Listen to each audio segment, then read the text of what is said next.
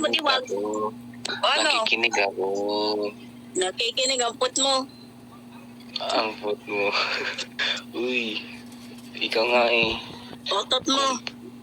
Utot no. Huwag mo akong sasabihin na tinilit kita dahil nang tumalikod ka, sinabi ko, di ayaw mo diwag. Gagi, nakikinig nga ako. Nakikinig ka, otot mo yun, nakikinig.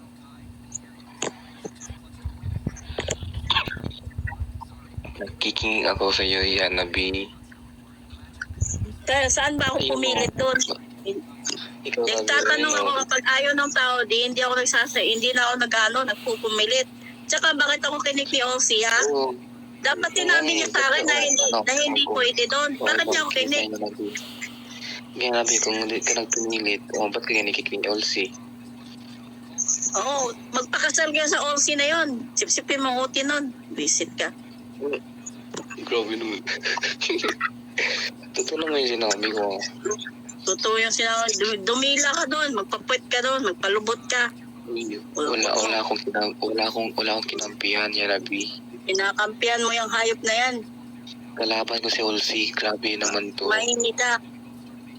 Kalaban ko si Olsi, Huwag mo akong sasabihan na ako na kasi hindi siya nagsabi sa akin saka siya yung namimilit sa akin. Ha? Ilang beses ko ba siyang in-ignore? Bakit siya nagsasalita? Hindi ba siya marunong makatingin? Sinabi ko sa wala akong sinasabi sa kanya nung una. Bakit namimilit siya? Bakit gusto niya akong kausapin? Kahit ang mukha niya, tapos gusto niya kausapin ko siya? Makinig ka muna nga ni.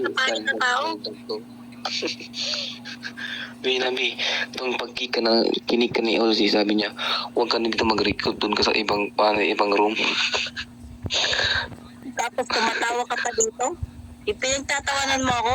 Namalit mo ako?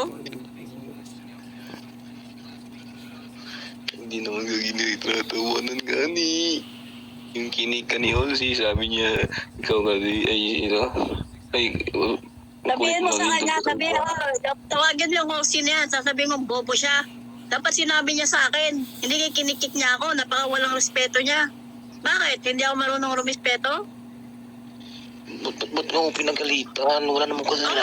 Bakit ka ba nakikipag-usap sa akin? Bakit ako tumawag? Yan, nabigyan ka ng pangalawa na kita. Ikaw yung namimilit sa akin na gustong kumausap.